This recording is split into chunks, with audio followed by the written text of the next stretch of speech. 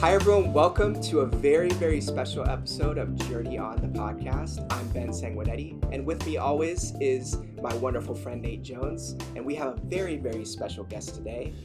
Her name is Nicole Sanguinetti. She is an intuitive guide, soul mentor, and psychic medium, and obviously, this is my favorite episode we have recorded so far. So Nicole, spoiler alert, is my wonderful, beautiful wife. And I'm very excited to have her here today on this episode and many more episodes to come.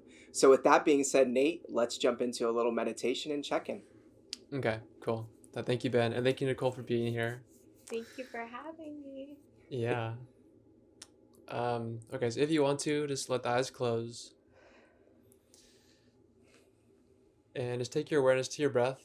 If you want to, you can take, some deep, easy breaths. If you want, you can just let your breath be natural. And just observe your breath. And if you need your eyes to be open, then just do the same thing with your eyes open.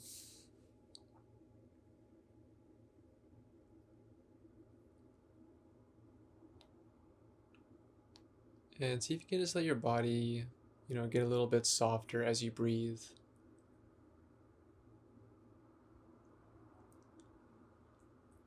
So almost like the breath is moving your body.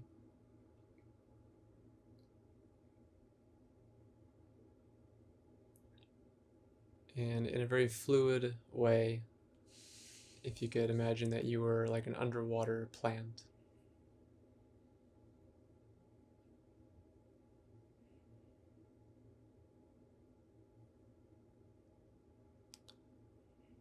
And just allowing, the whole body and the spine to feel a little bit more supple as the breath just waves in and out through your body.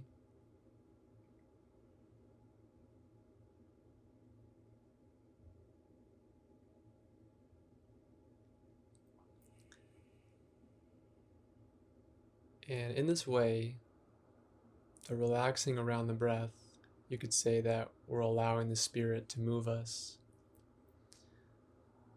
I think in some languages, breath and spirit maybe share the same word even.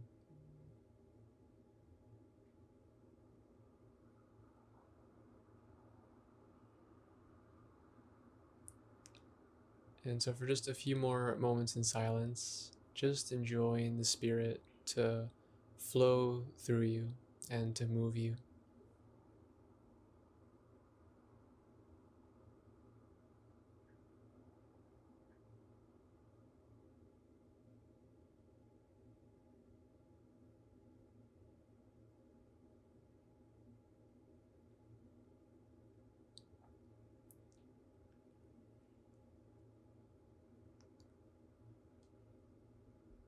And just remembering that when we soften, we open.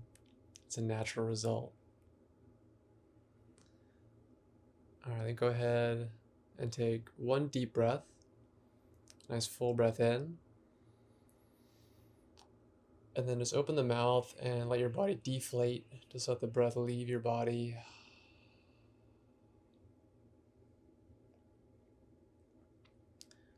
All right, and then whenever you're ready, if you want to, just let the eyes begin to slowly open.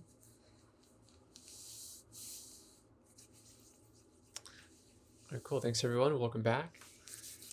So yeah, this is a cool episode for a few reasons because this whole podcast has been remote, but this is the first time actually that where two people are together on one end. So Ben and Nicole are together right now, and this is so cool. But it's also cool because this is actually the first time that I've really actually spoken to you, Nicole. I mean, here and there, it's been like, hey Nate, hey Nicole. But this is the first time that I'm actually kind of getting to meet you and to talk to you, and I'm excited just to talk to you and to learn about what you do and kind of get to know you a little more. Because I mean, of course, I've heard super amazing things, and it just sounds really interesting and fascinating. So, thank you for being here. Really, really appreciate it. Thank you so much for having me. Yeah. Awesome. So what we always start with, and what I'm really excited to get into, is your origin story and also how it all connects to being with me here today. And obviously, this is a special location we're here at today. We are in another location in my home, and we are in the Zen Den, which Nicole always works and does her amazing business, and all of her readings and offerings are all done in this room. And it feels like a very special room. So I'm very excited to be working in it. So with that being said, let's jump into it. I would love to hear, how you got into your gifts, what it felt like, whatever feels important to you to talk about right now. I have to be honest, it's super distracting, like even being in the Zen Den. Do you feel the spirit in your house? Yeah, it's like, I'm it's nuts. So nervous. When we were meditating, I have to tell you that when I'm in that space, that's when information comes through, and there's a bunch of stuff coming through, because this is the first time I'm actually connecting with Nate. And I set my parameters with spirit, and it's totally being ignored. It's like, oh, hey, let's talk to this guy. I want to talk to him. I want to tell him all the things.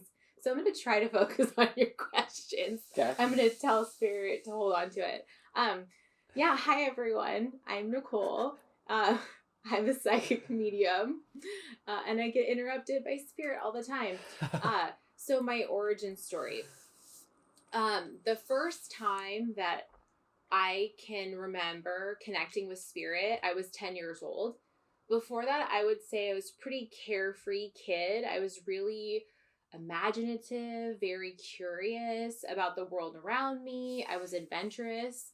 And then boom, once I had my first experience with spirit, my whole life shifted. And I can look back on this time now and see that it was a positive, but at the time it felt really negative. Because when it happened to me, and I mean, when I say that I'm a medium and I see spirit, I told this to Ben when I did tell him later on when we were dating. If you've never seen the movie The Sixth Sense, go watch it. But if you have, that's what it's like for me to experience spirit. Like, I can actually see them like it's a real person, and I can hear them. I can feel them touching me. And so when it happened the first time, and it was my grandmother after she had passed, I was so scared. I didn't know what was happening.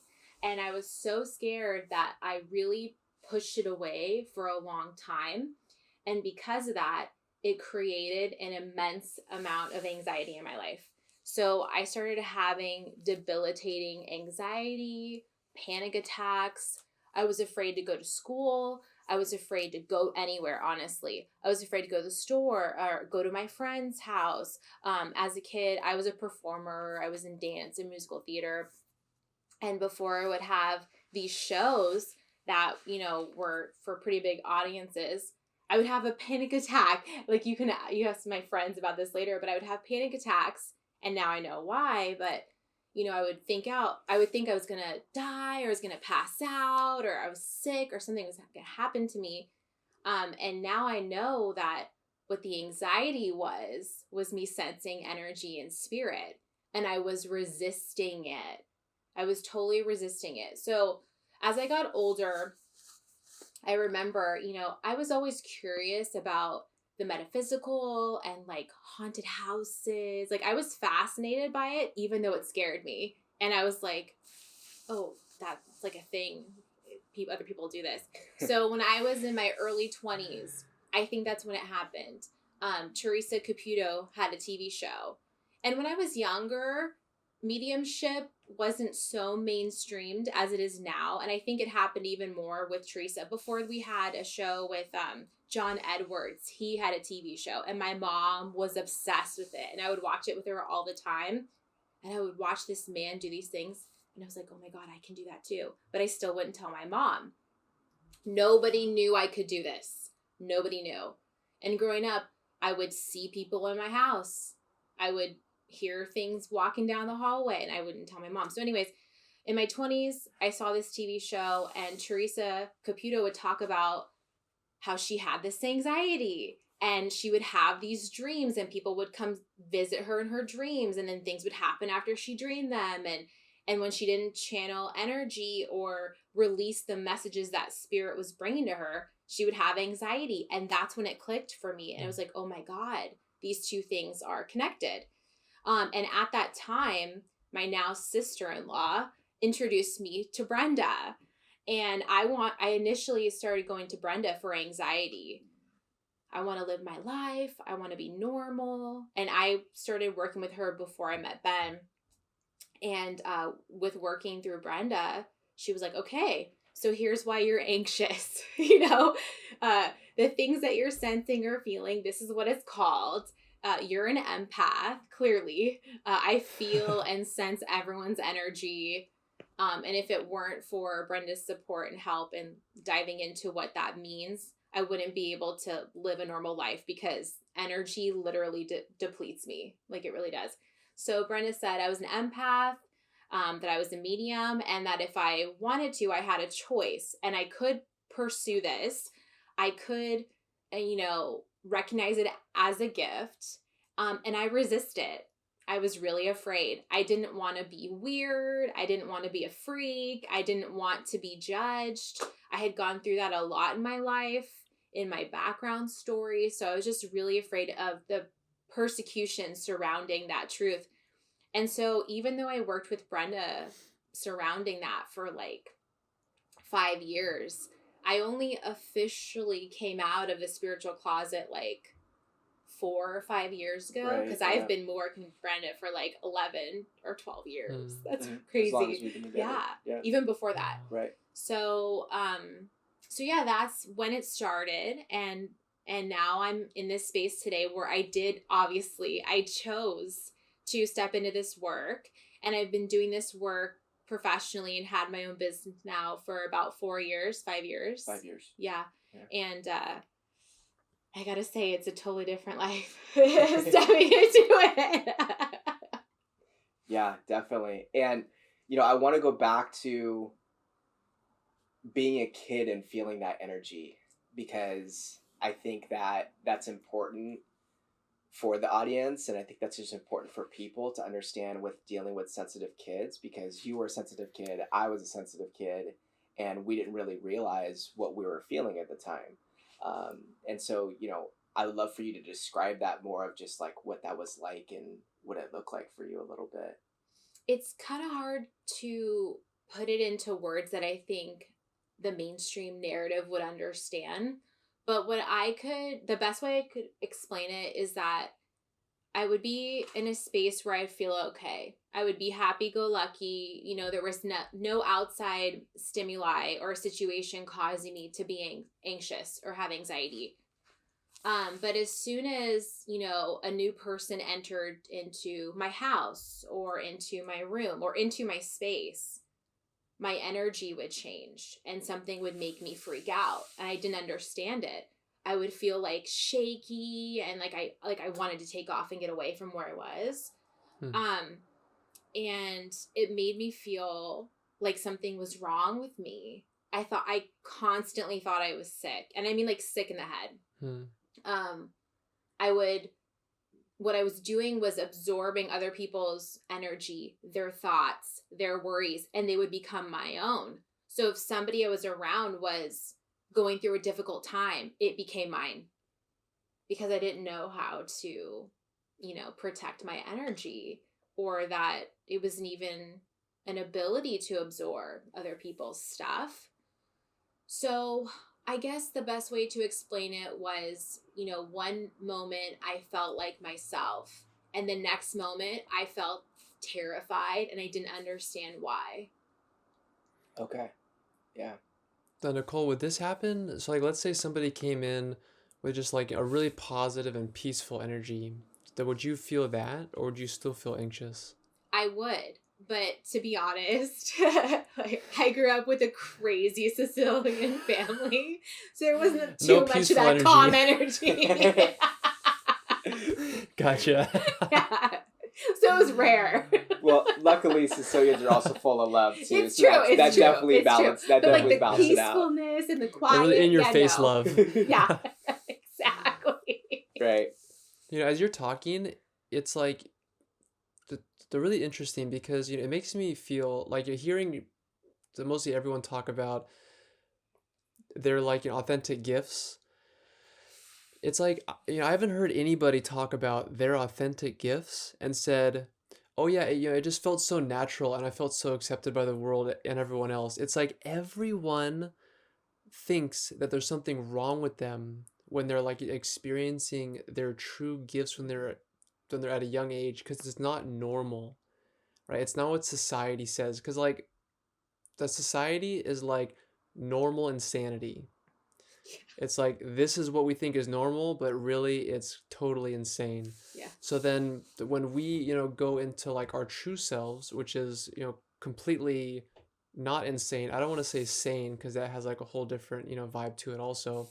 But it's like, loving and like the natural and harmonious. We think that it's this thing to be embarrassed about and to freak out about and to think that we're just like, totally like an outsider, just because it's not what society says that it should be. Right. So yeah, I was really struck when you were talking about that. And then I was also wondering, so obviously, that you knew that this was something at a very young age, whereas like a lot of people, I think they aren't really, they're really tuned in enough, or maybe it's not that strong, and they just think like, oh, there's just something wrong with me, and they don't know that like, oh, but I can do this thing. It's like, oh, I'm just anxious, I'm just nervous. So it seems like that there's like a long gap for you before you really told anybody about what was happening. So what was it like when you like the first told somebody, this is what I'm experiencing and I don't know what the hell is going on, but like that this is what's happening. Like, what did it feel like to actually get that, out of just you? So the first person that I told, other than Brenda, obviously, was Ben. So I felt safe enough because we were actually talking about this the other night. I'm pretty sure, like I'm almost positive.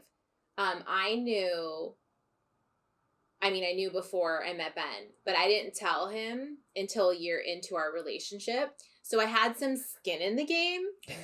And we were so in love with each other. And I was talking to Brendan like, oh my God, I don't know if I can do this. I don't know.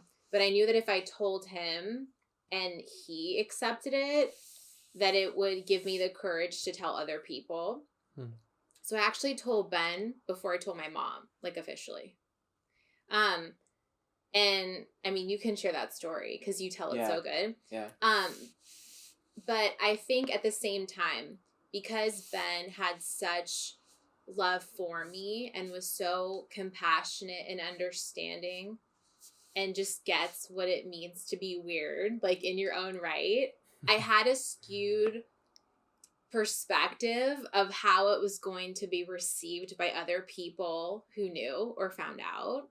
And it wasn't always a positive experience. And I think it's important to share that because there were definitely moments in my, in my acceptance of self when I could have allowed outside influences to continue to distract me or take me away from my sole purpose and my mission. And I definitely allowed certain people's beliefs or thoughts about my truth affect me in my journey.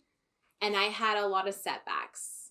And it took me about 5 years of actively doing this work in secret before it came out more to get to a space where I was confident enough to share my truth with the world, understanding and knowing that not everyone will accept it, and that has to be okay for me. But I would say, like, honestly, it's a continuing journey for me. Right. Like, even today, getting ready to record our podcast, I was like, oh no, this is going to get out to new people. I'm scared. I'm really scared. But I know at the end of the day that if I'm if I'm serving in my purpose, I'm doing what I'm meant to do.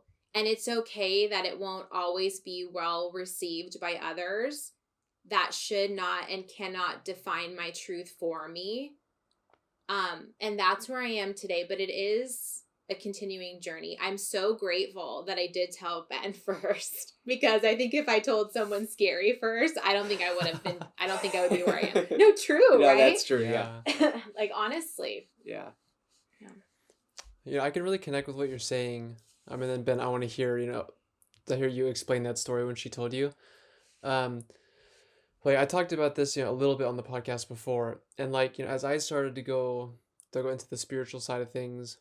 So when I was growing up, I was always like the really goofy, like, and like always kind of wanted attention, and I always thought it was really funny to like, dress up as a girl, or act gay. That I just found that, to be fun. But as a result, it was like people would always call me gay. Mm-hmm. And there were people who actually thought, and spread rumors that I was gay. Mm-hmm. And, of course, that hurt because there's like all these connotations back when I was younger, and it's not Totally like different world now. Yeah. But even then, being called something that you're not, it doesn't feel that great. But, I always knew that I wasn't as manly, quote unquote, as the typical guy. And I was in sports. I was a really good athlete, but it's just like, I mean, I don't like want to like yell and get all psyched up here. I just want to like run around and have fun. So like as I got into the spiritual side of things, it was like, I could feel that there was so much love inside of me, even though there was a lot of anger too. Mm-hmm. I think like, as the anger is going away in a way, there's more and more love. And like, especially towards the people who I grew up with all my life, like the other friends I had since like middle school, or before. And like my family even, it was like scary that to be really open and loving around them. And, to say things that might commonly, that get called as like, what are you, a queer, or like what are you, a girl, like those kind of things. And like, I was going up against those fears. But then at some point it was like, man, if I'm just being natural and authentic and I'm really acting out of a place of love, then who cares? And something that really stuck with me, is one of my most impactful teachers, and he's also one of the most loving people I've ever met. His name is Rusty. He said, if you are making everyone happy, then you're not doing something right. He's like, even if you're the most loving person in the world, I mean, look at Jesus. He was crucified, and he's like the most loving person maybe to ever walk the earth. If you're making everyone happy and you're pleasing everyone, then you're doing something wrong. And I was like, that's really good to remember. I really like that. I agree with that 100%. Yeah. And I love what you're saying there. Before I jump into how, she told me, one thing to say to jump into what you're saying there is that it goes back to balance of our society, because I think that we do need to understand that there is a balance of divine feminine energy and masculine energy. And, I've shared before that, growing up, especially I grew up in Italian culture, which is very hard-nosed culture of, you got to do it this way, you got to do it this way. And it ends up being, hey, what's the matter with you? You have a cut on your leg, throw some dirt on it, get back on the field. That's okay to an extent, because it goes back to being in balance of the fact that I think at some point we do need to be like, hey, let's get going, right? Yeah. But there still needs to be that sense of love behind it. And luckily for me too, I really do have still very loving parents, that even though I do have a dad who, he was a military guy and he kept me in check, but he was not afraid to see what was going on with me. So I'm very lucky that I had that balance a little bit more than a lot of other people. And it is just something, I know we're stepping into this world that people are going to be more accepting of their spiritual gifts, and people are going to grow up like you one day and have no bad experiences with it and be super powerful as they continue along their journeys. But to get back on track of what you're talking about there, of how when you first told me, and I think that's also just a cool part of our story and a cool part of our relationship, because it has continuously progressed on how we share and how we have come together on this spiritual journey.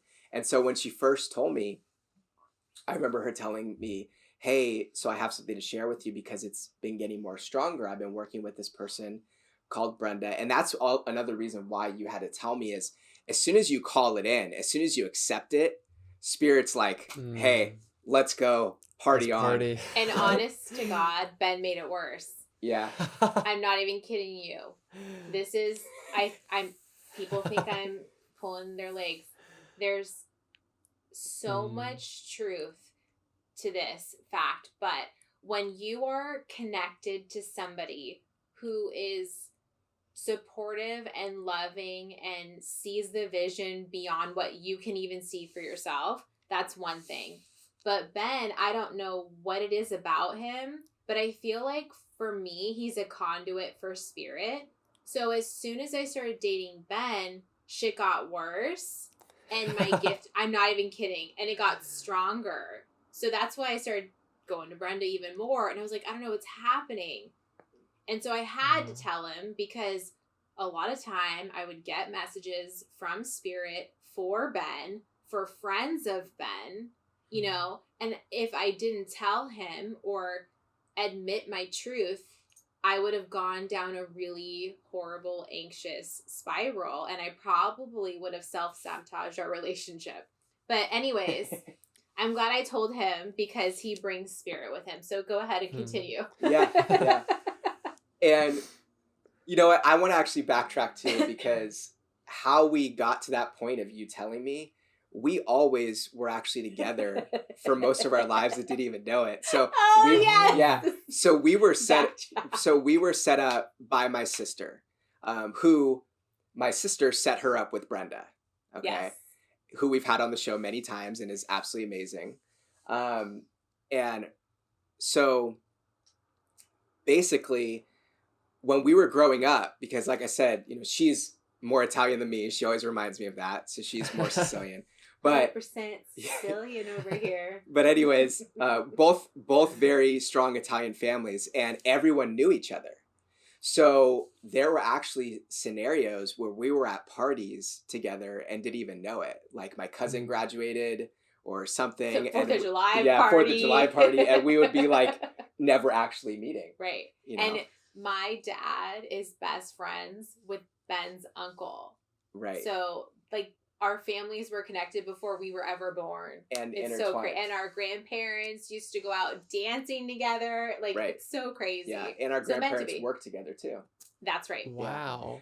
Yeah. So even when I introduced her to my grandfather, right away, he goes, oh, you're Pee-wee's kid, right?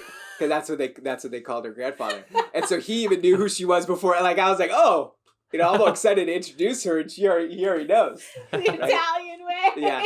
So we were meant to be together, and getting to, you know, we started dating, and she was going along this path, and it got to a point of like, hey, guess what? I have this gift. And it was the way she told me, I'll never forget. She goes, hey, so you know how in that movie, The Sixth Sense, like the kid like talks to Spirit and like sees stuff, and I was like, I know what you're talking about, but I've never seen the movie. And I remember her getting really mad at me. She's like, how have you never seen that movie, right? It's like, I don't know. I've never seen it.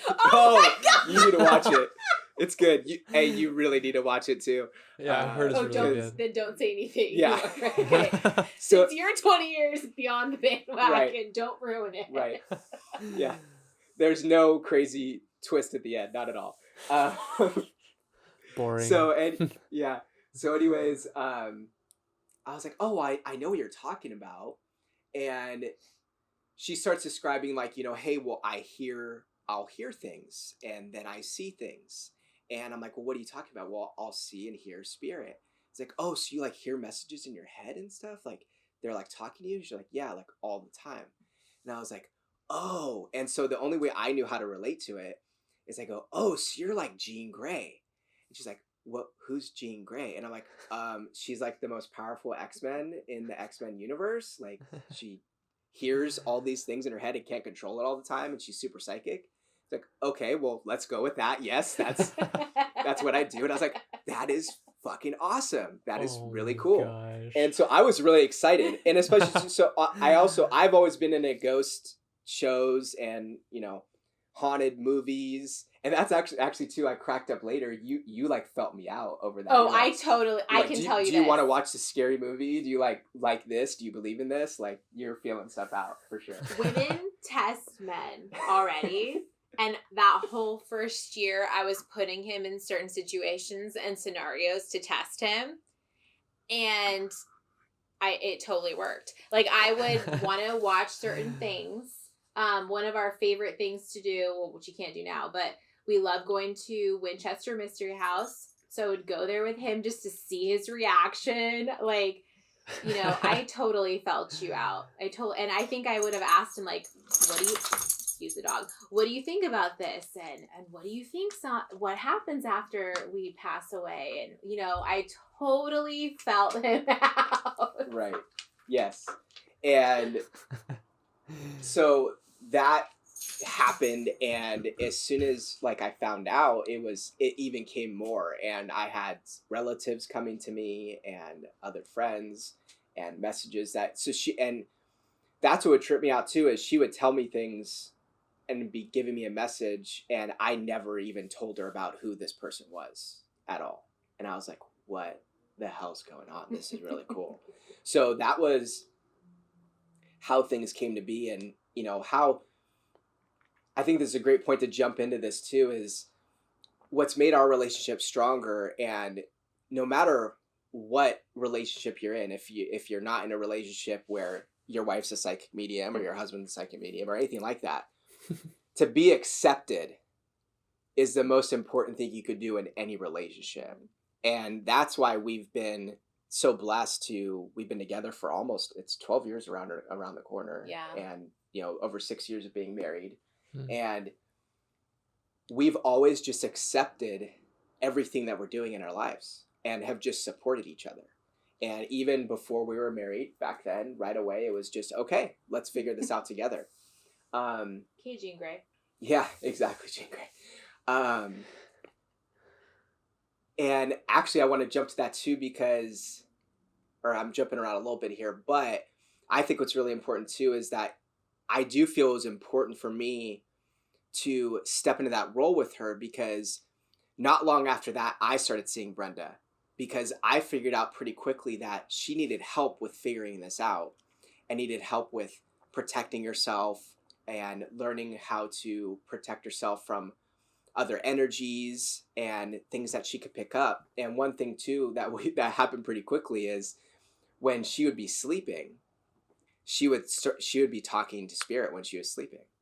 And so even to this day, you know, she'll just be talking gibberish and just yelling, and all of a sudden be like, no. And so it can be really, really funny. And I egg her on now too. And I'm like, wait, what? What did they say? What's this? What's that? Because I could feel if it's good or bad or anything like that. But anyways, so I started learning how to kind of clear the rooms and use sage and use other things that can take out the energy or protect our auras and protect energy fields. And there was this one crazy story that happened when we dated. Well, it was pretty early on in our relationship, but it was not long after I figured out, hey, I need to help you do this.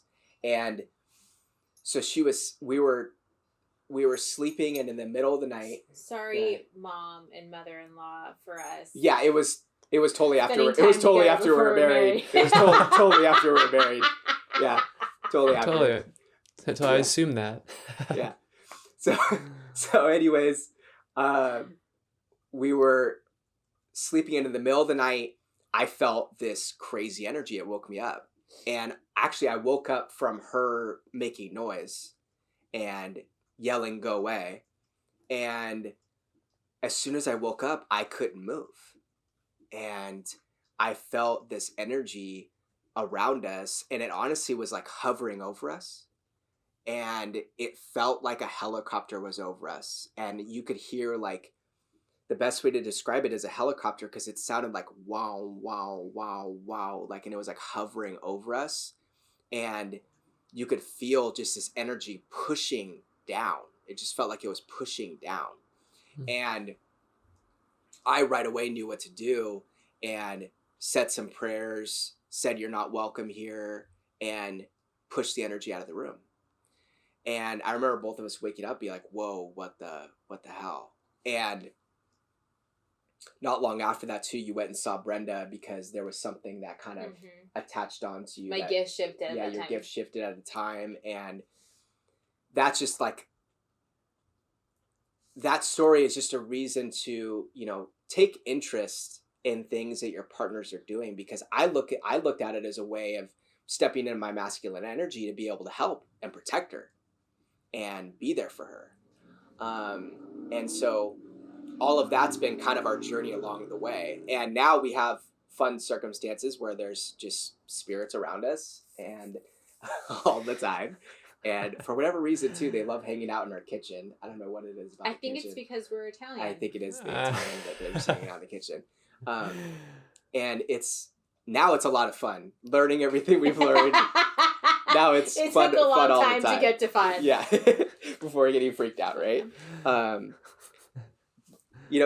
That's just part of it too. Is just realizing that even though it could be scary at times, there's always a good result. There's always a good result. So. Yeah, so I've had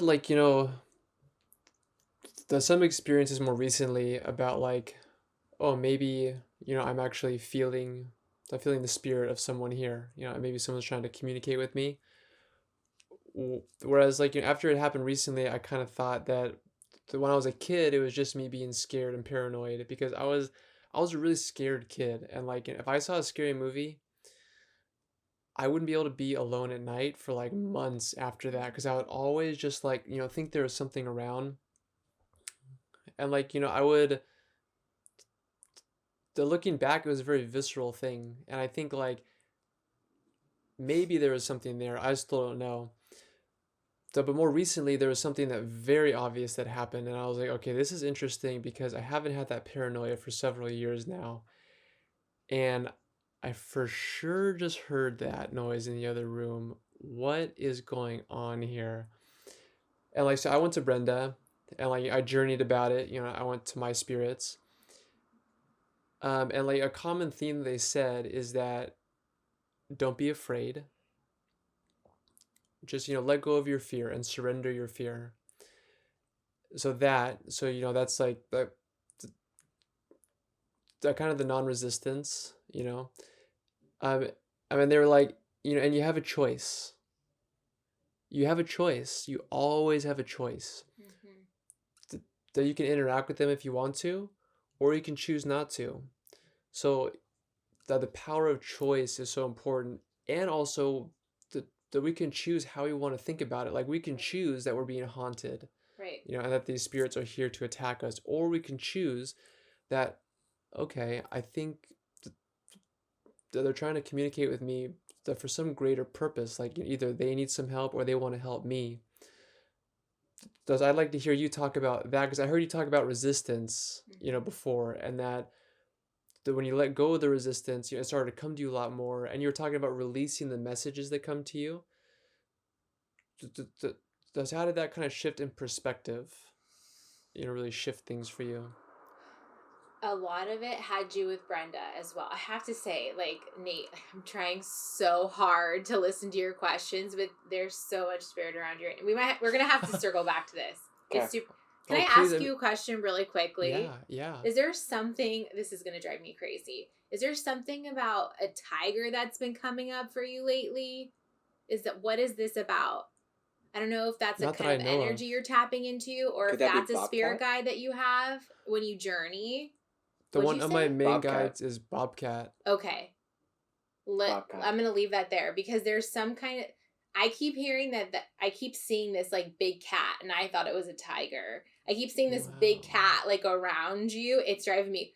And I see the paws, and I see there's something about this energy. Sorry for totally taking over your podcast. No, this is but okay, Yeah. there's something about this energy that you're being invited to step into, but you're still resisting. And I felt it a lot when you were talking about that story about like, I used to play and pretend that I was gay or be in my feminine energy. I don't know what this is about or what this is coming up for you, but there's something about needing to tap into that tiger energy to get back into your I feel like you're resisting your level of masculinity, and I'm not sure what that reason is. And I think but you're afraid to own up to what it is. But I keep feeling and hearing that there's a part of your masculinity that you're being invited to step into, and it's time to stop resisting it. And maybe that's what that energy of the bobcat is.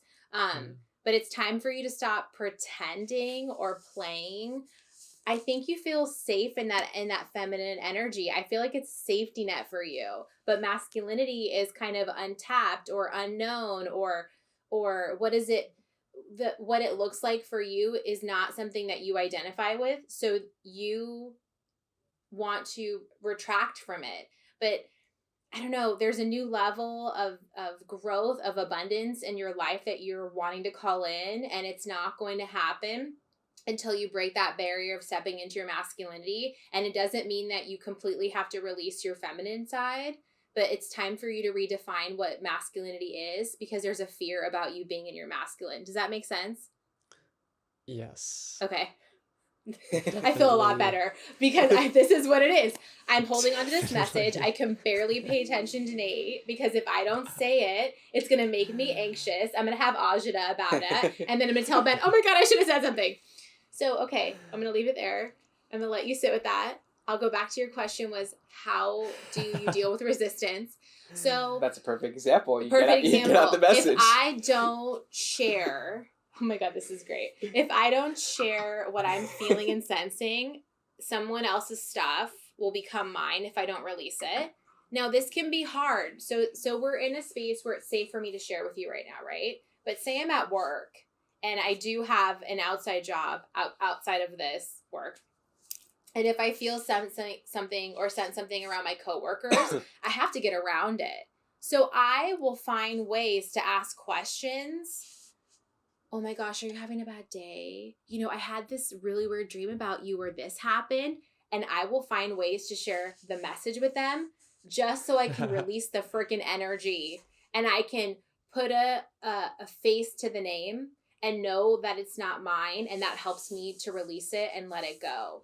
True story, I've had to do that in my life because as you see things on a TV show, like for example, to go back to Teresa, you see her giving what's called an unsolicited reading to someone, like walking up to someone in the store. Oh my God, I see your grandma. That's unethical in the work that I do. And by the way, that's not real. Those people have to sign contracts. It's not really spontaneous the way that it's shown. So in real life, I have to find ways around that. And if there isn't a way for me to share something or ask a question outside of a private reading with a one-on-one client, I have to have a dialogue with spirit.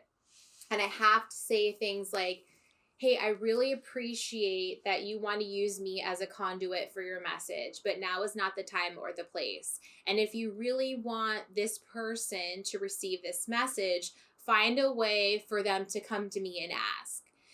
And I learned that through working with Brenda. I learned, how to have a dialogue, how to have what's called a contract with spirit, where I can set the rules, just like what you said with Brenda helped you shift your perspective.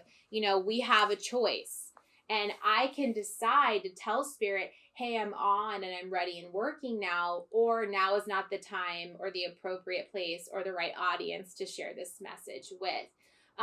But I know that for me, I have to have a way to release that energy one way or the other, or I'm going to take it on and it's going to become my own.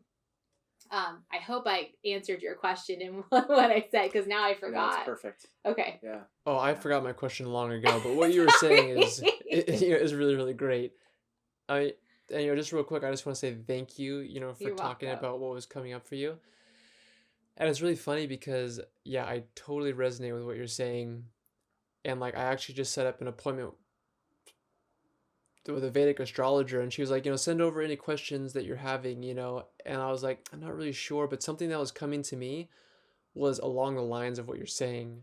So like, I think that really helped me to kind of like that clarify a question Yay. that I have for her. What's your sign? My zodiac sign? Yeah. That's a Taurus. Okay, so he's not a Leo. Maybe are you born in the year of the tiger? I don't know what we are. I think I'm that. I don't know. I don't know Think what about that and year. check it out later. I think I was born in the year of the horse. Okay, never mind. Yeah, but I'm That's a interested big in this energy for you. tiger. Yeah, me too. We'll talk more definitely. Sorry, I'm you're good. totally taking over. No, you're not. This is perfect. This is what the podcast is all about. Yeah, So, yeah. one thing I want to talk about too is I wanted you to describe more about being an empath and what that means, because I think that's really important. Because we just had our special guest Mark Tanaka on the last episode, and he did a great job of just describing that everyone is, and I do believe this, everyone on some level is psychic, everyone on some level is an empath, and everyone has different special gifts, right? And definitely everyone's very, some are more than others, but everyone is an empath on some level. So you are the empath queen when it comes to teaching people about it, and obviously have plenty of experience with it. And I would love to hear you describe that and go into, also too, you've made programs about it to help people. So I would love to hear about those programs a little bit. And I also just love to hear about what that means. And that's definitely something we could talk about because you helped me with it as well. Okay. My journey as an empath has evolved, and what I love about it is that it shifted my gift and the way that I felt called to serve the greater good. So when I started doing this work, and getting that support from Brenda and recognizing that I am an empath, my empathic ability actually, how do I explain this? It's almost like the foundation of my mediumship work. So because I'm an empath, it means that I can sense and feel the energy and the emotions and the thoughts of others, like you talked about with the superhero. I do believe that everyone is empathetic, but empathetic is different from being an empath. So you can have empathy for someone and have concern or awareness of a situation that they're going through. But what it means to be an empath is that you take on that stuff as your own. So if I had a friend that was going through a bad relationship and a bad breakup and came to talk to me about it, I would feel her sorrow. I would feel her sadness, and it would overtake me and my energy. So when I noticed that was a pattern with me, and I had communication with Brenda about it, and I had a label, oh, you sense and feel things and take it on as your own, that's an empath, I went down a rabbit hole of really studying and learning what it meant. Because I understood, and through my own growth and learning process, that when I use tools that help me to disconnect and disengage from other people's energy, my anxiety got better. So there's two types of anxiety that I personally feel, and it's taken me a while to understand, what it's coming from. So I know if I'm feeling a certain spirit and needing to relay a message, I feel anxious in one kind of way. But if I'm with people who are alive and I'm sensing certain anxiety, I know that I'm feeling whatever it is they're going through. And so I need to use tools that I've learned to cut my cords, to clear my energy, to protect my energy. And it took me years of studying to really cultivate a lot of good tools in my tool belt that would help me be a functioning person in the real world, And I did create a course about it called The Empowered Empath, because there are so many sensitive people who just think, oh, I'm just sensitive. I got teased for that my whole life. I would cry about everything. I still cry about everything. I still do. I cry a lot. I'd freak out a lot. And emotions always were so much more for me than other people. So I knew there was a different layer to it. So, I think the figure is that about 10% of the population are considered empaths. People who take on other people's stuff, truly. I think it's even more than that. I'm going to Is Google it? that real I quick. think it's 10. Maybe that's gone up because more people are aware of it now. I think the last couple of years it's become more of a mainstream term. Oh, that's even lower than what we saw. I'm pretty sure it's 10. Yeah. It's going to be hard to find right now. Yeah. But yeah. And, it's I don't know. I don't even like the word coincidence anymore now after doing this work, but it's so amazing that once I really learned I was an empath and that was separate for me than my psychic mediumship abilities, Ben's sensitivity started showing up more, and the more that he tapped into his gifts and just, going along his own personal spiritual journey, his empathic awareness, I don't know, doubled, tripled, quadrupled. Nuts. And it wasn't until we were on a trip, and I'm not sure if you shared this with people, but I'm the Disney nerd, and I turned him into one. One of our favorite places is Disneyland. And it wasn't until a few years ago, we were there during holiday season. It was crazy busy. Before that used to create a lot of anxiety in me until I learned tools to protect myself. Well, Ben didn't know how to do that. And I'm walking around. I had like a bunch of crystals in my backpack. I'm like protecting myself in a bubble of light. I'm sensing energy and I'm releasing it. I know it's not mine. All of a sudden, Ben's like having a freaking anxiety attack because it was packed.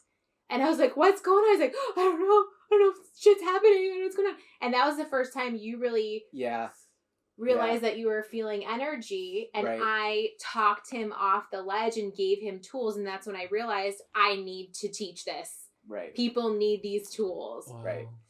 Yeah, and to describe that story more too is, so background on that is I've always been a sensitive kid, but I was very fortunate to have really good masculine men in my life that helped me find some sort of balance, right? But where there wasn't balance is, hey, get over it. And eventually you just learn, get over it. Don't feel through it. Don't understand it. And that's the thing to understand, that I'm very fortunate to understand this now, is it's okay to think about it, feel through it, understand what's going on, and essentially just be present. That's what you're doing. You're not just setting it aside. Right. You're not setting aside that you feel angry, you feel sad. That doesn't mean you have to be overly emotional and be in a person's face or be yelling, screaming, or upset. All that means is you just need to process it on your own. And it took, she obviously helped me with that. And part of that story and part of that journey was, I shared this on the last episode with Mark, that when we're really heavy, intuitively, we put on layers. Mm-hmm. That could be even layers of skin. And growing up, I have shared before that being an addict in recovery, my main choice of poison was food.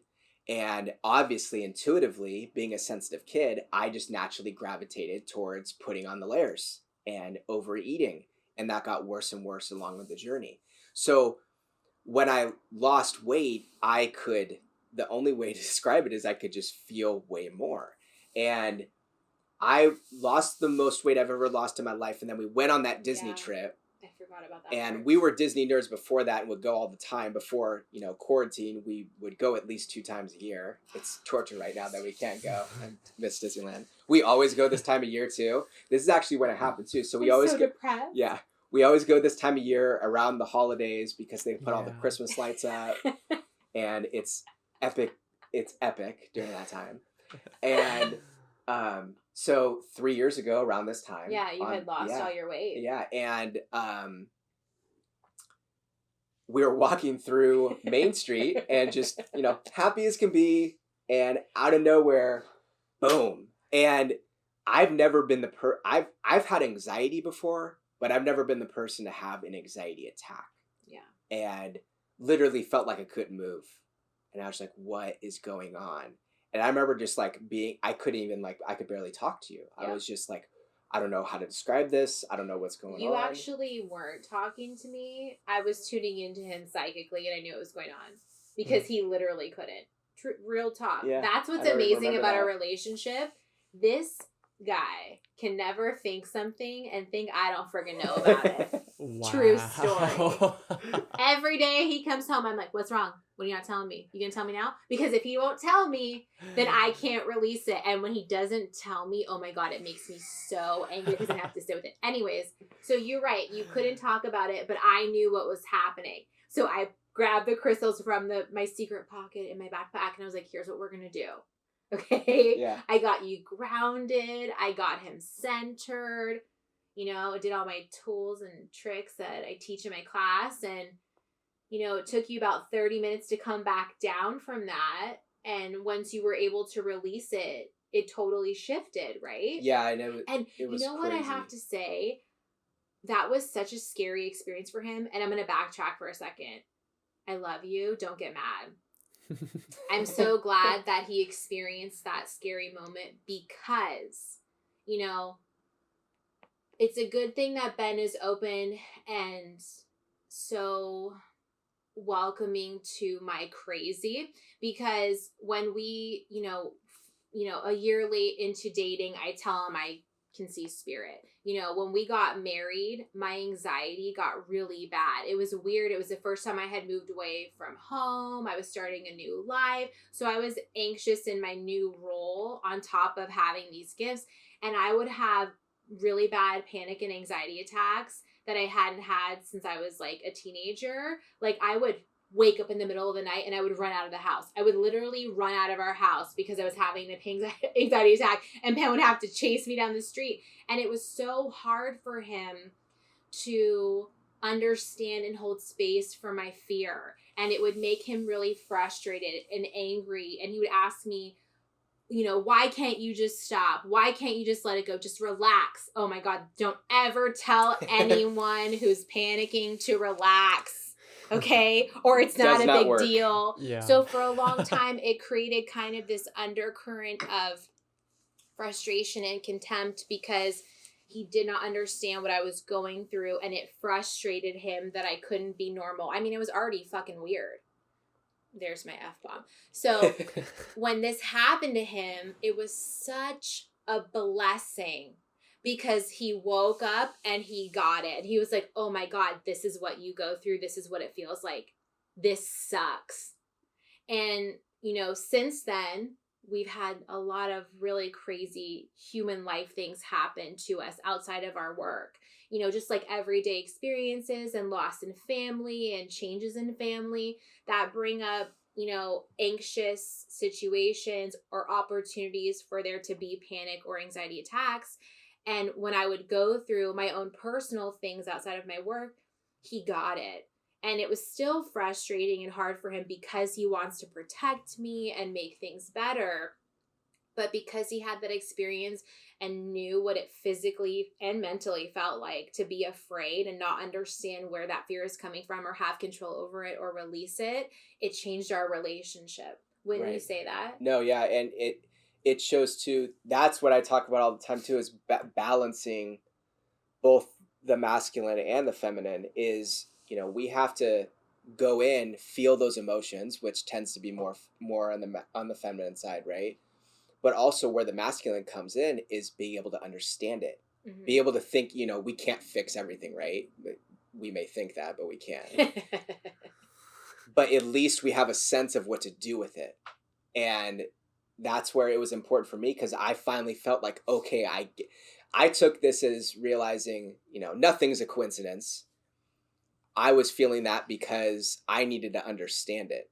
I needed to grasp it. I needed to understand what she was going through. And that in return has helped me be there for her more and has helped me understand it in everyday life too. There's been other occurrences with friends and family where I've been able to be more sensitive and empathetic in certain situations I normally wouldn't be. And so, yeah, that moment in Disneyland was a big shift for me personally and our relationship as well. Yeah.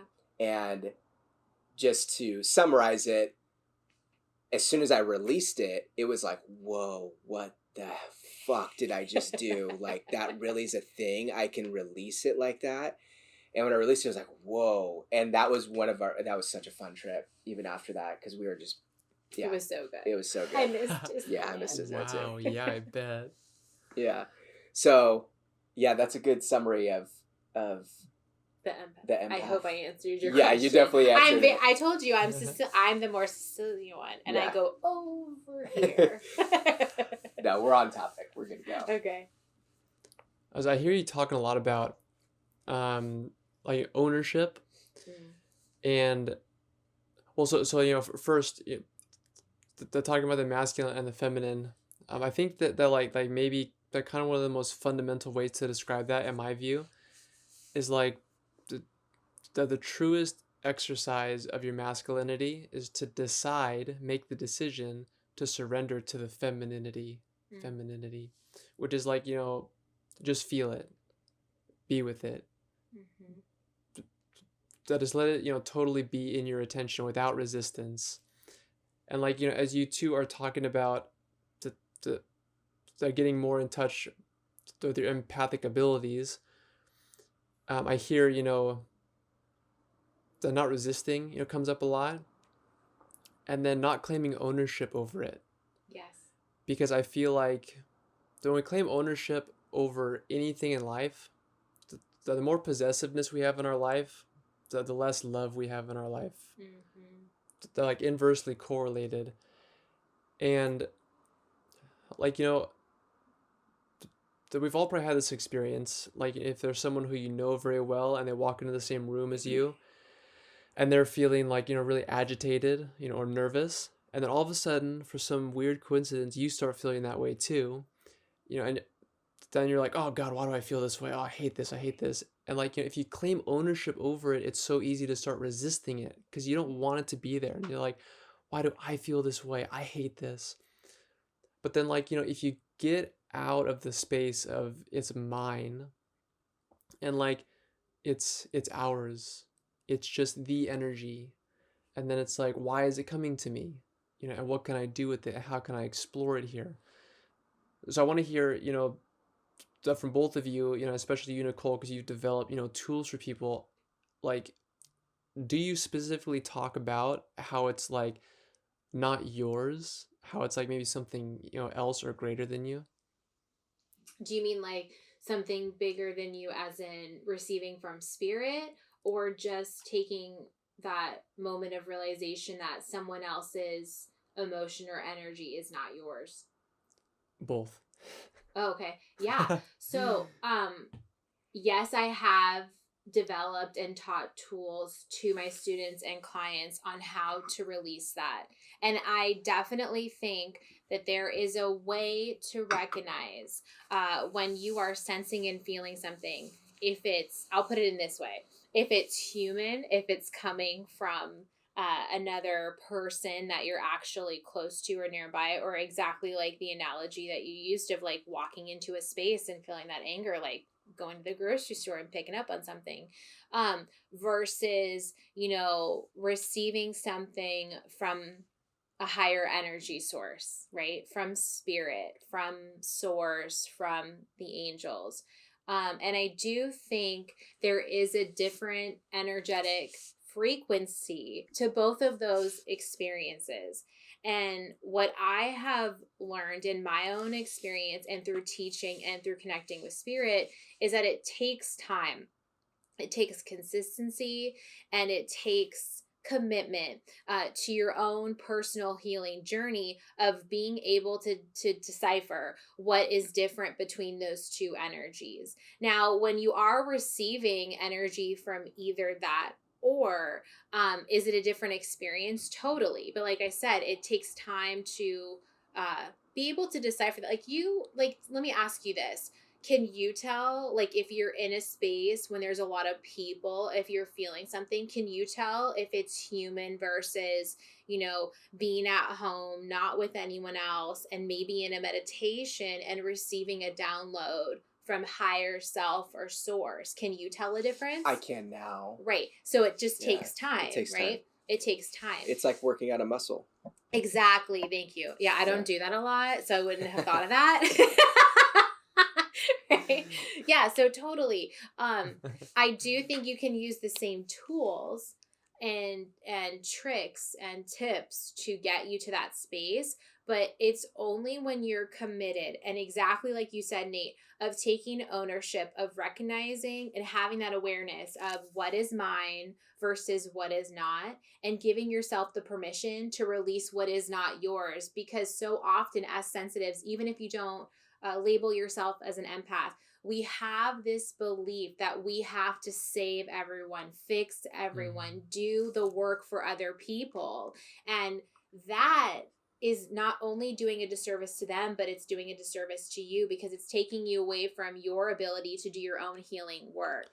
And I have to say this too. I think that, again, going back to that idea that nothing is a coincidence, I think a lot of the times, often spiritually, what energy we are encountering and the people that we are interacting with are mirrors for us. And I think if you are coming up against a specific type of energy repeatedly over and over again, I think it's an invitation from source, from higher power, from your guides and from your angels to get you to get back into your body and ask yourself, what is the belief that I hold true connected to this energy or this emotion or this belief? Do I have disdain for it? Do I have fear about it? Do I have resistance to it? Okay, I do. Let me look at this and figure out what this is. Because I've recognized in doing this work now for many years that if we are resistant, it's one thing. But if we are not taking ownership of how that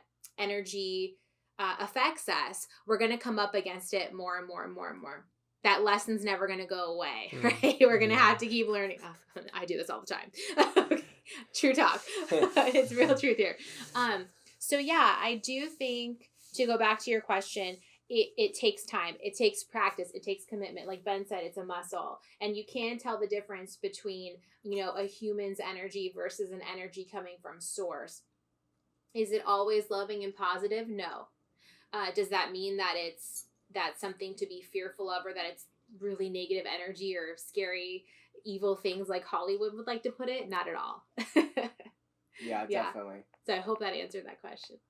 Yeah, and that actually brought up another question that I'm really interested in. I've never thought about it before, really.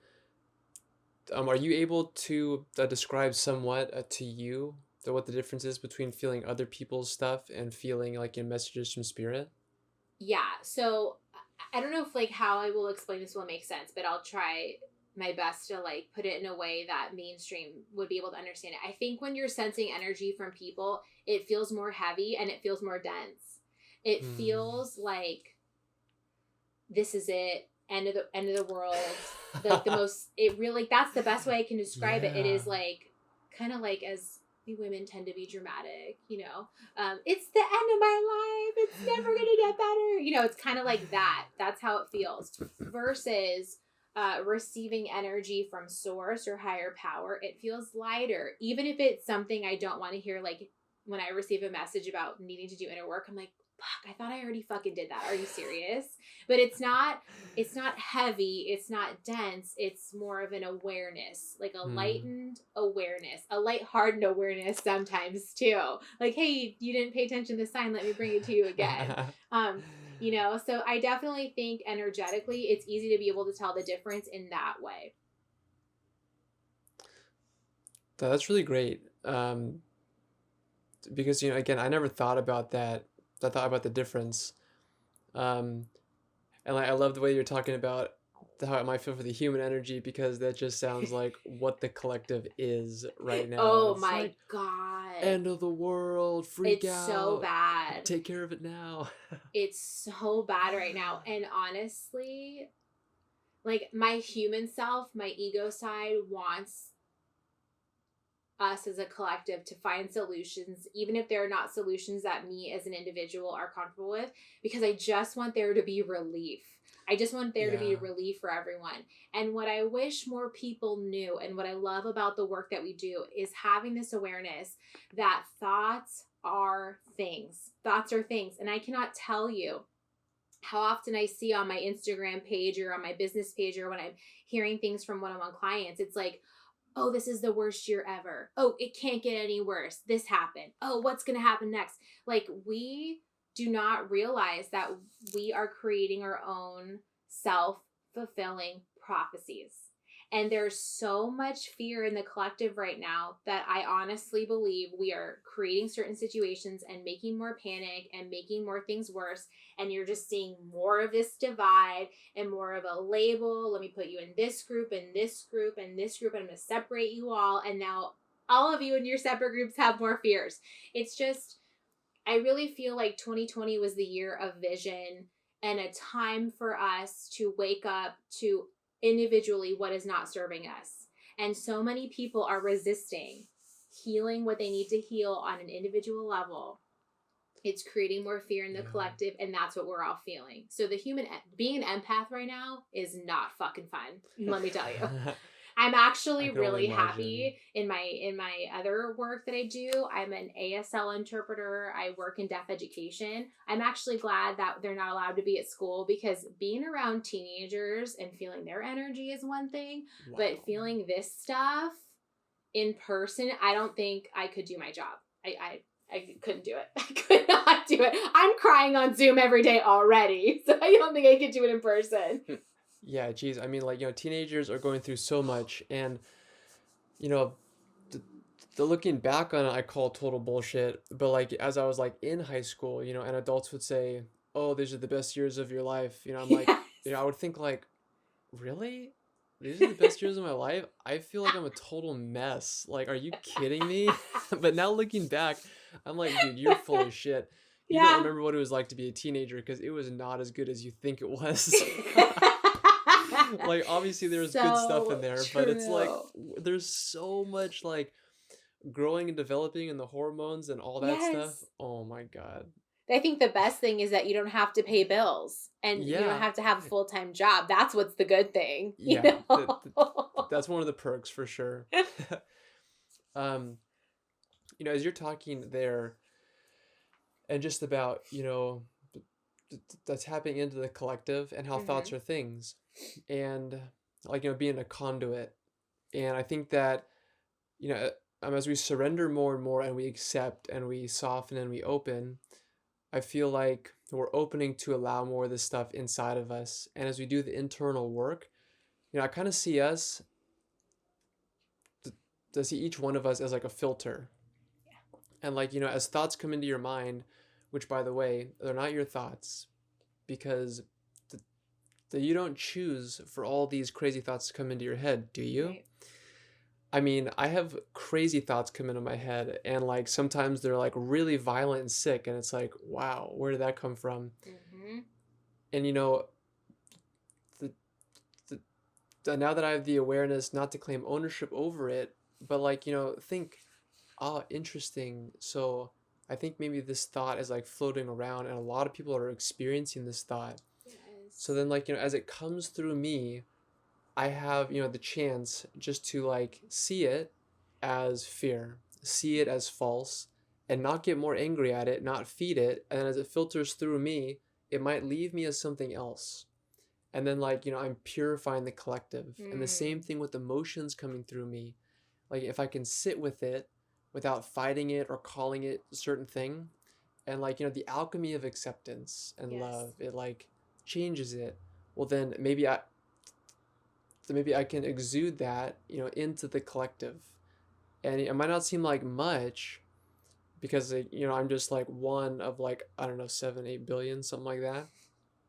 But everything really does count, because it's like a ripple. And also, it's something that you can be doing all the time. So you can be doing these little tiny actions all the time. And now maybe is a better chance than ever, because you're getting a lot of opportunities to have these thoughts come into your mind and come into your body and all this stuff. So, yeah. I love that. Yeah, and to change it, we talked about it a little bit, but I think it's a good way to start closing it out is, a big part of our story is acceptance. We've accepted one another, and for the most part, yeah. Quarantine's taught us a lot. Yeah, quarantine's taught us a lot. But that's a constant process. Yeah, right. But I think too, I think it's important to understand, because one thing I know we've heard through the years is, hey, my partner doesn't accept this about, they think it's crazy What do I to do? be a medium. They think, I would love for hear your perspective on that, of what you hear. And we could definitely talk about that a little bit more. Sure. Like I said before, I think that I'm of the belief that our souls come here to learn specific lessons. And those lessons will never go away. Like, I always tease my clients, and I'm very honest about my own experience. Like, one of mine is patience. I'm so sorry, you have to deal with it. I just can't learn that lessons no matter what I do. And I believe that certain experiences, can become cyclical for us if we refuse to look at, how did certain situations give me the opportunity to heal and learn something more about myself on a new layer and a new level. And before I met Ben, I was in an abusive relationship. And I was in that relationship for a little over 5 years. And when I was in it, I knew what it was. I couldn't get out. I thought it was the only way things were supposed to be. So I can look on it now and recognize that was part of one of my lessons of strength, of resilience, of being able to speak my truth, which in that situation, I was not able to do so. And so when I was out of it, I had this awareness and this awakening that, oh my God, I have to do something different here. I have to get out of this. I can never put myself back in that situation. And I got really lost. And I was a medium in that situation too. And a lot of messages came up from spirit to protect me, to get me out.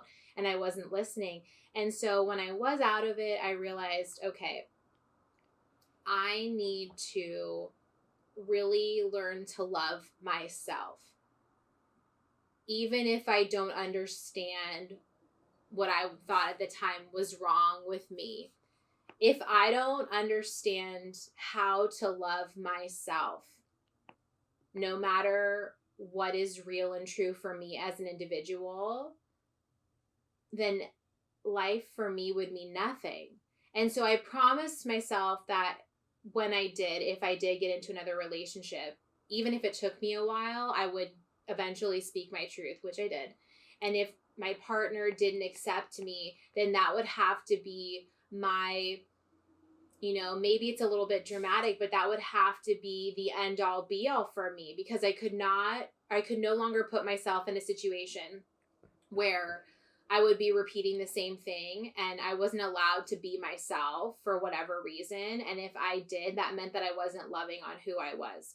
So I think that, for so many of us, we have this false perception that whoever our partner is, that they're supposed to complete us, that they're supposed to fill a void, to fill a hole that we have in our heart. And I call bullshit on that. I think that if you don't love yourself, you should not be getting into a conscious partnership. I don't think it's fair for you or your partner to expect them to give you the things that you refuse to give to yourself. And so I knew that, even though it took me a year, I knew that if Ben couldn't accept me, then we were going to be on a different path.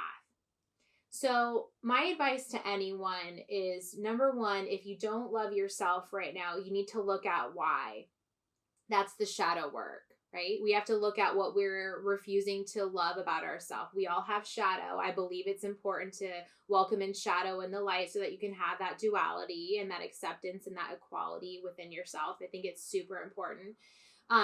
Number one, what is that for you? And number two, how can you begin to accept this piece of who you are? Learn that it's part of your gift. It's part of your soul lesson. It's part of what makes you a unique individual and magic by yourself. That's what I like to call it. And three, I would really ask you to evaluate if you have a need to be with someone because you expect them to give you something that you refuse to give to yourself, you have to honor both you and that person by leaving the situation, because that's never going to be a healthy situation that actually creates an environment for unconditional love and acceptance. Does that make sense? Yeah. I kind of went all over with that. No, But I think it's important to love yourself, not have expectations that that person's supposed to fix things for you or make you love yourself. And if you're in that space, how can you begin to go on the journey of healing that? And if it means getting support, learning new things about yourself, taking a new journey, then you need to take it, because that's part of your soul's truth. That's part of your lesson. And we should never put that burden, that weight on another person to do the work for us, which I think a lot of us have been taught to do in society. Right. And it's, what you're talking about there with speaking your truth, I think is important, because so often we don't want to bring up a tough conversation. So in relationships, I don't want to even deal with that. I don't want to deal with what he's going to say to me, what she's going to say to me. And that's one thing we've done a really good job at, is that we both have no problem with speaking our minds of, hey, we need this. Hey, I want to do this. I want to do that. I have no problems. Yeah, you have no problems at all. But yeah, either of us have. And it also too is, talking about loving yourself. You love yourself by doing individual things too. Mm-hmm. It doesn't just need to be all the partnership all the time. Not healthy. And yeah, that's not healthy. We both have our own views. We both have our own things. We still have the same common end goal and mm-hmm. common ground, definitely. But we still allow each other to be individual, even in our own separate truths and gifts, and are not in a place of judgment of the other for the differences that we have. Correct. Or we don't have common ground. Right. Mm-hmm. Exactly. Yeah. Which is a hard balance to strike. Yeah, it is a hard balance, and it's hard balancing it through the years, but somehow it works itself out if you just let it work out. We'll see what happens. Knock on wood. I think that's one of the common things of this year is we'll see. You just don't know what's going to happen. The before we started the conversation, I was actually really interested, in talking about your relationship, because both of you are conscious people, right? And you're both spiritual. And I took some notes about what a conscious relationship means to me. And that last little segment there of both of you talking, you basically hit on everything that I wrote down. So I just kind of wanted to kind of reflect it back to you. How you were saying about how that you believe that we're here to learn and grow. And I think that in human relationships is one of the main ways that we learn and grow. So if you can come into a relationship knowing that it's not going to be just all a honeymoon, and it's actually a huge opportunity for me. Yeah, no, I'm sorry. That's a huge opportunity for me to learn about myself and to learn about the human condition, right? And to learn about what I need to let go of, and you said mirror, Yes. And the one analogy that makes sense to me is that people, in life will constantly come up and push that button that you don't want to be pushed, and you're, that button sets off, a program that's they're not very loving, whether it's anger or impatience or whatever. And our tendency is to slap the hand away and be like, hey, stop touching that button. Get away from that button. Yeah. But it's what if we're oh, there's a button there that starts this program that doesn't really serve me. Let me go in here. Let me rewire it, and let me figure out how to deactivate that button, so that when life and people come and push that button again or try to, because they will. Totally. because they have that button and they like to see it happen on other people. Yeah. Then it's like, they come and they do it, and it's like, it's okay. I love you anyway. Right. And then, like, though you were talking there, there at the end, Ben, about having common ground. I think both of you were talking about that. Is like to, to be in the awareness of our interconnectedness and have this like awareness that we're interdependent, but we're not codependent. Yeah. So I don't need you to complete me, but together we actually make a whole. And then that, a relationship, any kind of relationship, not just one, that like an intimate partnership, but it's not about what do you have for me, what can I get out of it. It's here I am, and now I enter in this relationship, and what can I give to this relationship? And that goes back to, if you don't love yourself, then you're not going to have much love to give, and you're going to be constantly needing it. And just like a hungry ghost, you take in the food and it just comes right out of you, and you're like a bottomless pit. So if you can generate the love within yourself, then you already got it. Yeah. And it's like, wow, now I want to give it. One of my teachers, so I've learned a lot through relationships too, and I haven't had like any really long-term relationships. I don't think that's really my path in this life, but I've learned a lot, through the relationships that I've had. Who knows? We'll see. Yeah. I'm keeping my mouth shut. My teacher, I want to hear. So my teacher said, if people could just go into relationships with this one understanding, it would make relationships across the globe so much better. It'd be like, I just want you to know that you can't make me happy, and I know that I can't make you happy at the essential level. And now let's do this. I love that. Yeah, definitely. And that's the thing. I mean, we both know how to push each other's buttons too. Better than anyone, I'm sure. Quarantined, and it's been something else. I don't push buttons, I pinch. Yeah, you pinch. Oh my God, I found a new button on you. This is fun. Yeah. She knows where the buttons are. She pinches it, twists it, yanks it, pulls it. Yeah. But yeah, it's still fun. It is still fun. Okay, good. So I think that's anything else, Nate, you want to ask or that's on your mind that we didn't get to? I think that feels pretty good for today. I mean, like, unless there's anything that you guys want to touch upon. No, I think, what I'll wrap it up with is that everything is here for a reason. And I don't like the word necessarily coincidence too, because it's just a reason. It's not necessarily a coincidence. And that is a huge blessing. And all the coincidences we've had to end up together. And it's hilarious. It's hilarious. It's just funny. Yeah. And so that's a really beautiful thing that we've been able to embrace. And, the last thing that I just want to really say is acceptance is love. And that's definitely something that, I'm very grateful that I was a part of her experience, that when she did tell me all those years ago, hey, this is what's going on, I was part of her story, that, she felt accepted and she felt loved, and it made her go on her path a lot longer, or it made her go on her path in that moment stronger and go for it. And that's actually do it. And that's what we can be to everyone. We need to be accepting of everyone in our lives and realize that maybe we're the ones to push them over. Maybe we're the ones to nudge them a little closer to taking that leap. And we can be that beacon of light.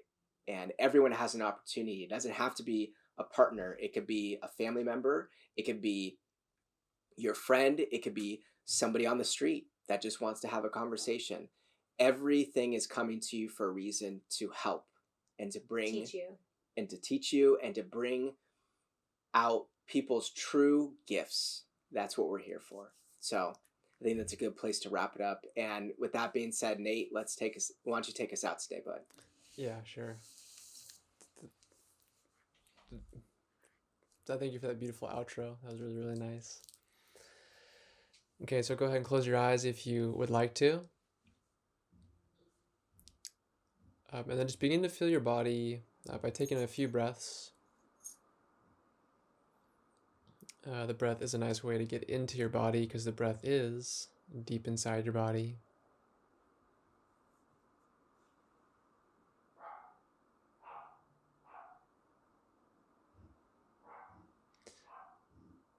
And then as we take a few moments just to feel the body,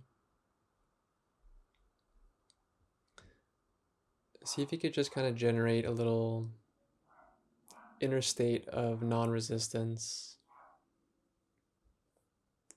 and an inner state of acceptance.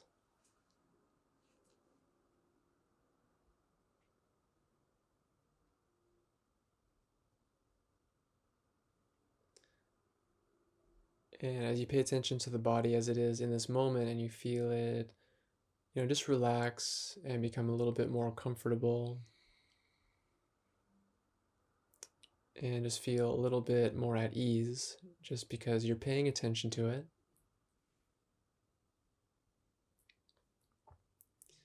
Maybe you can generate the energy of an inner smile.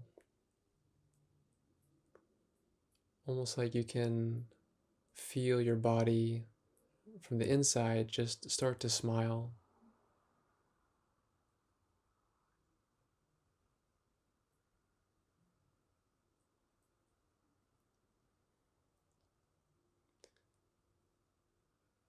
And then resting in your body just like it's your home.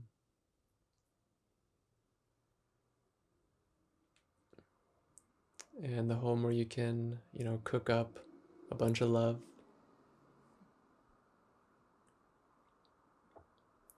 And that love will be, produced pretty automatically if you just sit with yourself and let yourself be exactly as you are.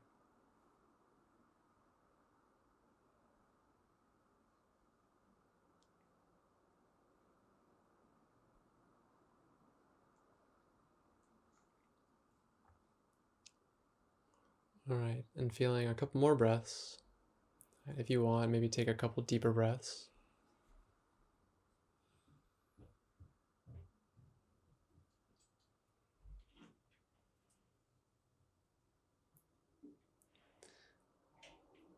And then, just remembering that whatever is inside of us or around us in the moment is exactly what we need in order to best grow, into our true selves, grow into the future. And it becomes a gift only with acceptance.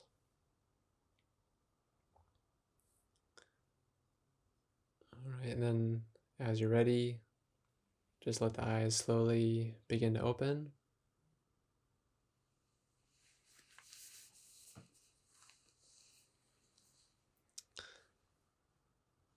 Well, I just want to say that I hope we do this again because I had Yes. so much fun. This is every episode has been really great in its own way, and every, guest is so special. But I just love this so much. So thank you too for coming together and doing this, and thank you, Nicole, for taking time out of your day. It was nice to actually meet you. I think this is the first time that I really met you. So now Thank you there's so more of a much for connection. having me. So much fun. Yeah, this one was really Definitely. special to me. I'm not trying to. Definitely, this is my favorite episode, of course, right? Yeah, I'm me just too. gonna He's say only it. saying that because he has to. Yeah, Otherwise, something's going to happen to him off camera. Yeah, of course, right? But last thing I'll say before I forget, how can people get in touch with you to work with you? I'm scared because it's out there. I'm an Instagram girl, so you guys can follow me at Nicole_Sanguinetti. Please put that in your notes because that's a hard thing to spell. Yeah. Or you can find me at lovelightandmagic.com. Yeah. Awesome. Perfect. And I would highly recommend everyone to reach out to Nicole today. And, the last thing I will say to wrap it up is thank you everyone for being with us today. And, I wanted to say, because we always say it in the beginning, but it's just turned to something in the end, is you all are here to enjoy the experience, because life is a journey, and let's just have a little bit more fun. So thank you everyone for being with us today. And as always, sending lots of peace and lots of love.